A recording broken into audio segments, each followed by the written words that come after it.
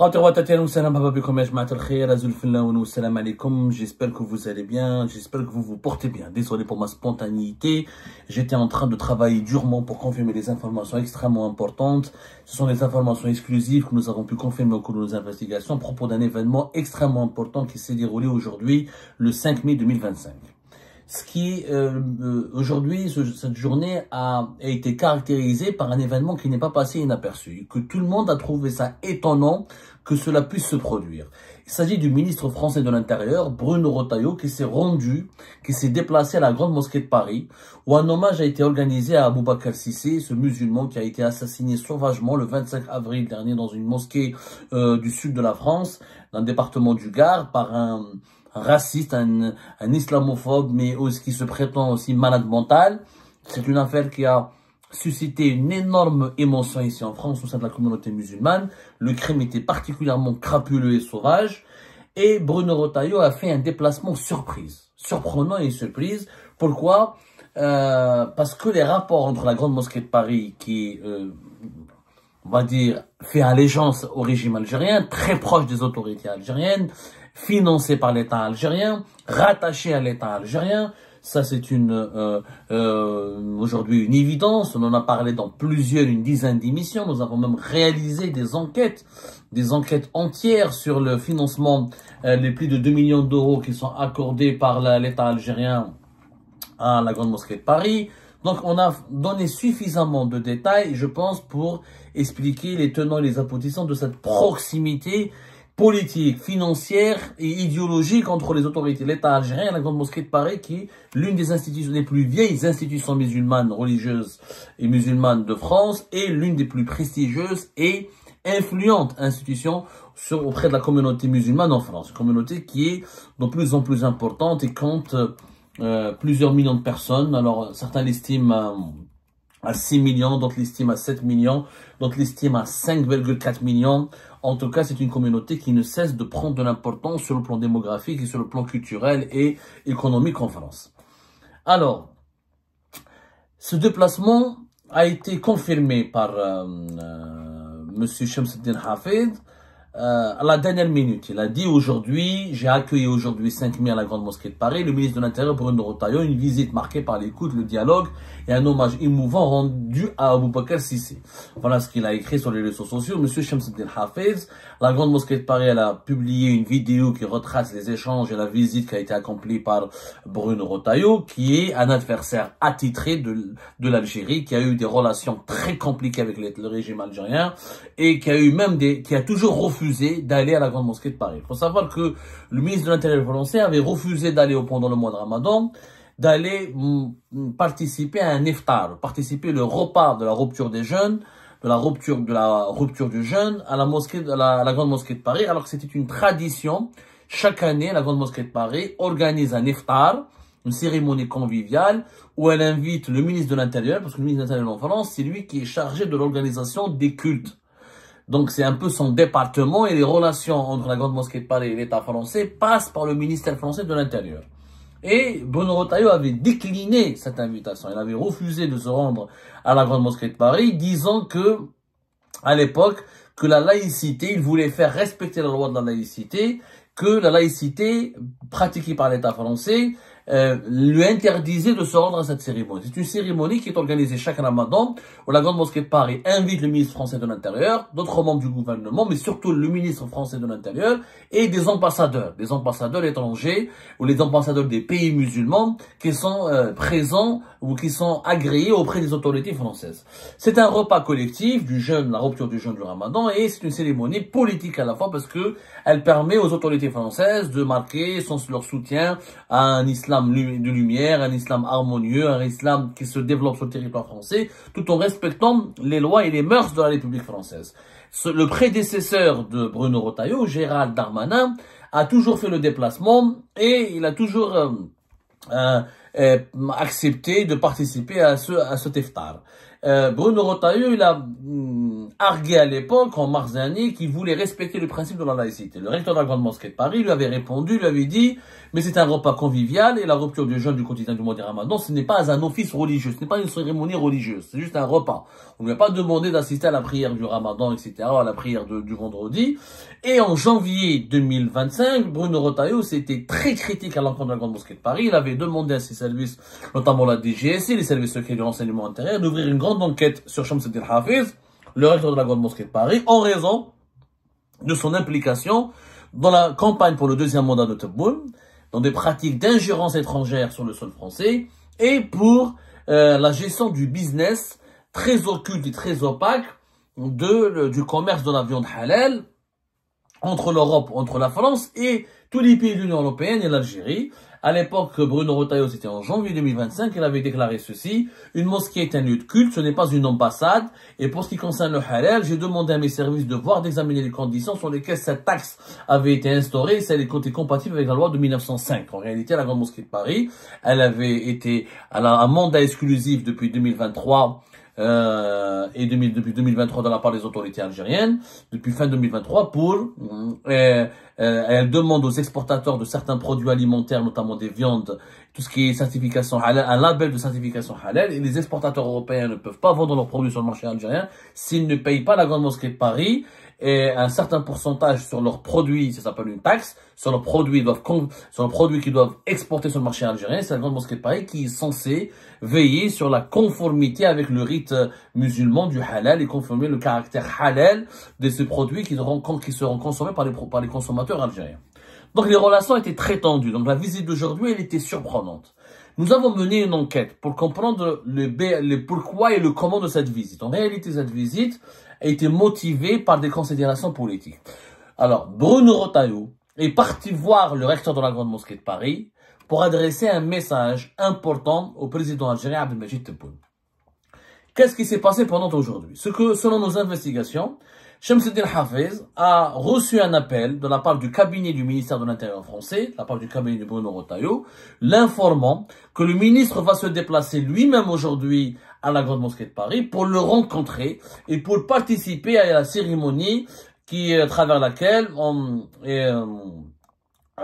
la Grande Mosquée de Paris va rendre hommage aux victimes de l'acte criminel et de l'acte terroriste qui a eu lieu dans la mosquée du Gard, le défunt Abou Bakr Cissé, assassiné sauvagement par un islamophobe, et donc qui fait toujours l'objet d'une enquête judiciaire. Shams el-Din Hafiz, selon nos sources, a été pris de panique. Il ne s'attendait pas à ce que le ministre Bruno Retailleau vienne lui-même personnellement, alors qu'il avait toujours boycotté la Grande Mosquée de Paris, qu'il avait énormément critiqué la Grande Mosquée de Paris. Shams el-Din Hafiz, pris de panique, il appelle directement la présidence algérienne. Il a appelé la présidence algérienne et Abdelmadjid Tebboune en ce moment est occupé parce qu'il y a le sultan de Oman qui est en visite en Algérie. Ça, je pense que vous avez tous suivi ce qui se passe. Le sultan d'Amman, comme il s'appelle, il est en visite depuis hier en Algérie. Et Abdelmadjid Tebboune, le matin, était dans une sorte de petit déjeuner avec lui. Enfin, il avait une cérémonie, il était pris avec lui. Il s'agit du sultan Haytham Ben Taraq, qui a entamé, donc hier 4 mai, une visite officielle en Algérie. Malgré cela, le service du protocole de la présidence algérienne ont insisté auprès d'Abdelmadjid Tebboune pour qu'il s'excuse auprès de son invité, le sultan d'Oman Haytham Ben Taraq, afin qu'il prenne un appel en urgence, en toute urgence, depuis Paris. Tebboune donc n'a pas compris qui voulait l'appeler depuis Paris, qu'est-ce qui se passe, pourquoi c'est urgent. Il accepte de suivre ses conseillers, les services de son protocole. Il prend le téléphone. C'est, au bout du fil, c'est le recteur de la Grande Mosquée de Paris, Shams el-Din Hafiz, qui lui dit: voilà, monsieur le président, le ministre français de l'Intérieur, Bruno Retailleau, va venir me voir. Qu'est-ce que je fais? Et je vais l'accueillir, je vais lui parler. Qu'est-ce que je fais? Est-ce que je l'accueille? Est-ce que je lui parle? Bien sûr, il est obligé de l'accueillir parce que la Grande Mosquée de Paris se trouve sur le territoire français. Il peut pas dire au ministre français: je ne viens pas. D'ailleurs, ça se fait pas d'abord du point de vue protocolaire, même du point de vue religieux. Un invité étranger va venir rendre visite, va visiter la Grande Mosquée de Paris. Le recteur de la Grande Mosquée de Paris ne peut pas le refouler. Mais Shams el-Din Hafiz avait demandé la permission à Tebboune de parler à Bruno Retailleau et surtout Si Bruno Retailleau parle des relations entre la France et l'Algérie, et s'il lui parle des relations de la crise actuelle entre la France et l'Algérie, qu'est-ce qu'il devrait faire? Tebboune était aussi surpris. Il s'attendait pas. Pourquoi Bruno Retailleau, maintenant, veut aller parler au recteur de la Grande Mosquée de Paris, se rendre dans auprès d'une institution, dans une institution religieuse qui est rattachée et qui assume ses relations et son rattachement et sa dépendance à l'égard de l'État algérien. Tebboune a réfléchi un petit peu, après il a dit à Hachem Zine Hafid, on perd rien, parle avec lui, écoute-le, et dis-moi ce qu'il va te dire.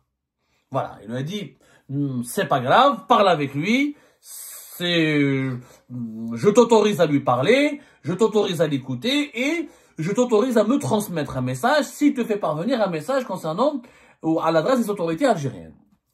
Bruno Retailleau, donc il arrive, il vient à la Grande Mosquée de Paris, il effectue sa visite, etc. On lui fait visiter la Grande Mosquée de Paris, voilà, la cérémonie pour rendre hommage à Boubacar Cissé, tout se passe bien, les caméras, les conseillers, les membres de son cabinet, etc. Ils étaient avec lui, tout se passe bien, c'est une visite historique, voilà, Bruno Retailleau est très critique, très critiqué en ce moment, pourtant, pardonnez-moi, est très controversé parce qu'il ne s'est pas rendu sur les lieux du crime islamophobe et même que la communauté musulmane considère même comme un crime terroriste. Ça a choqué la communauté musulmane, il a tardé pour réagir, il a tardé pour dénoncer, il a tardé pour rappeler la famille d'Aboubacar Cissé, il a tardé pour présenter ses condoléances.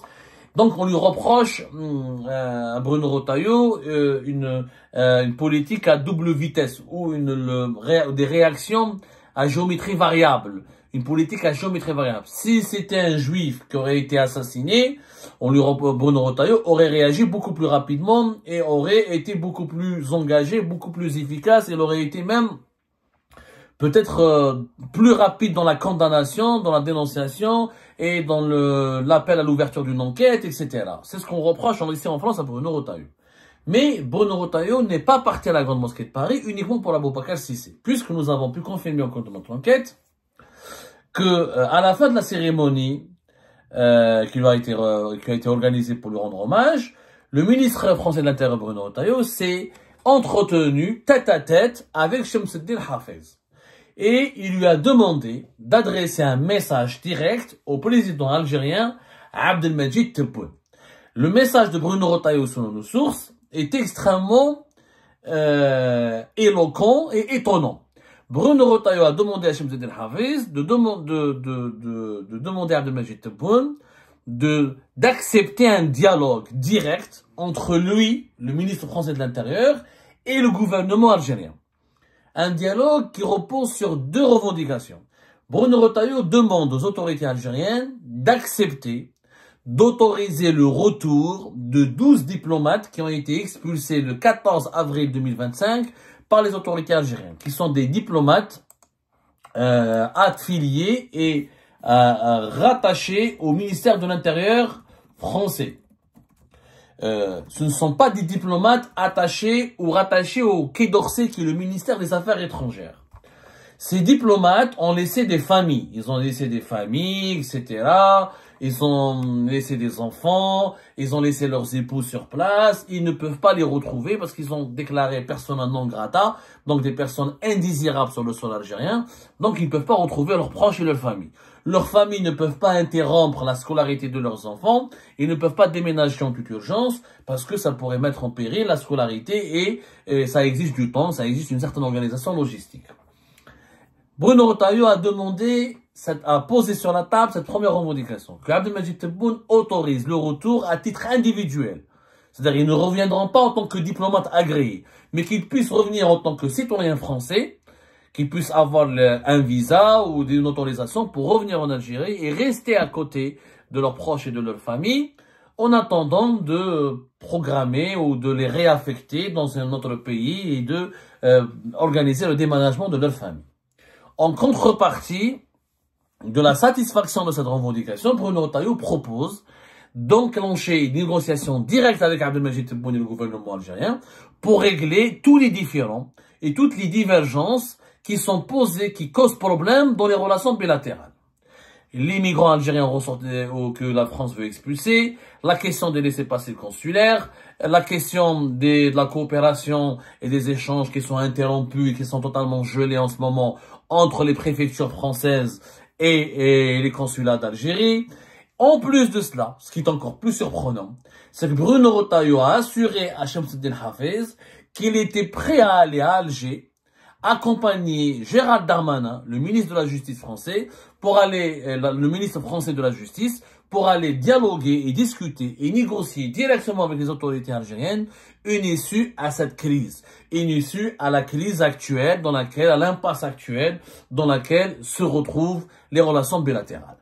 Shamsuddin Hafez a transmis mot par mot tout ce qui lui a été dit par Bruno Retailleau. Qu'est-ce que Tebboune en pense? C'est très tôt pour le savoir. Franchement, pour le moment, c'est très tôt pour le savoir. Et nos sources n'ont pas pu confirmer, nous n'avons pas nous-mêmes pu confirmer l'exactitude des réactions de Tebboune à l'heure actuelle, parce que Tebboune, il est pris, encore une fois, il est occupé par la visite actuelle que mène le sultan de Oman à Alger. Il faudra attendre d'ici demain et on aura plus d'éclaircissements et des informations beaucoup plus précises. En tout cas, la démarche de Bruno Retailleau a agréablement surpris les autorités algériennes. Elle a agréablement pris de court les autorités algériennes et elle a suscité une forme d'un début d'apaisement. Cela signifie que le ministre français de l'Intérieur est prêt à renoncer à ce bras de fer, à sa politique de réponse graduée, si les autorités algériennes acceptent de lui parler, de négocier directement avec lui et de parler directement avec lui, de traiter directement avec lui les sujets qui fâchent. C'est une première depuis le début de la crise politique et diplomatique entre les deux pays, à savoir depuis la fin juillet 2024, sachant que la crise a pris une dimension particulière depuis l'intervention du ministre français de l'Intérieur, Bruno Retailleau, dans certains dossiers chauds des relations bilatérales entre l'Algérie et la France, qui sont le dossier des influenceurs pro-régime algérien, les migrants algériens dangereux, ou les ressortissants algériens au profil dangereux, les OQTF dont font l'objet certains migrants algériens, la lutte, la coopération contre l'immigration clandestine, la délivrance des laissez-passer consulaires par les consulats algériens et la coopération sécuritaire et antiterroriste. Depuis que Bruno Retailleau a pris le dossier algérien entre ses mains et depuis qu'il s'est investi dans ce dossier avec une politique très dure, avec une approche d'affrontement, de bras de fer, de riposte brutale, de riposte dure, de graduée comme il l'appelle lui-même, Bruno Retailleau a pris une nouvelle dimension, il est devenu un personnage central de la vie politique française, mais en parallèle, la crise avec l'Algérie s'est encore plus aggravée et on a oublié que c'était le Maroc qui est à l'origine de cette crise et les dirigeants algériens ont braqué tous leurs projecteurs sur Bruno Retailleau, estimant et qualifiant Bruno Retailleau comme l'élément déclencheur de cette crise et comme le premier responsable de la dégradation des relations entre les deux pays à cause de ses agissements, de ses déclarations fracassantes contre l'Algérie, de ses critiques sévères adressées aux dirigeants algériens. Maintenant, Bruno Retailleau fait-il un recul? Je pense pas que ce soit un recul. Ce n'est pas un recul, mais on fera une lecture prochainement.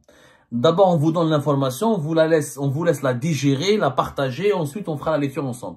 Mais pour moi, d'ores et déjà, c'est pas un recul. C'est un repositionnement stratégique. Bruno Retailleau ne veut pas être exclu des négociations entre l'Algérie et la France. Et Bruno Retailleau explique aux Algériens que rien ne pourra être réglé entre Paris et Alger si lui-même ne participe pas à ces négociations, à ces échanges. Et Bruno Retailleau est prêt à faire des concessions, mais pas à reculer. Il est prêt à faire des concessions si on lui parle, si on traite directement avec lui, et si on accepte de négocier directement avec lui les sujets qui fâchent et qui relèvent directement de son département ministériel, qui est le ministère de l'Intérieur. Je pense que c'est un gros positionnement qui est intelligent de la part de Bruno Retailleau. Maintenant, comment le régime Tebboune va réagir? Je pense que déjà le fait d'avoir autorisé Shamsuddin Hafez à parler de la situation de l'Algérie, de la crise en Paris et à Alger avec Bruno Retailleau, c'est que l'Algérie n'écarte pas, ne ferme pas toutes les portes à Bruno Retailleau et n'élimine pas toutes les possibilités qui pourront lui permettre qui feront en sorte qu'un jour, les autorités algériennes devront un jour ou l'autre avoir en face d'eux Bruno Retailleau. En réalité, Bruno Retailleau, comme le régime algérien, ne peuvent pas s'ignorer continuellement. À un moment donné, ils sont obligés de cesser de s'affronter pour se parler, parce qu'après avoir fait la guerre, il faut commencer à faire la paix.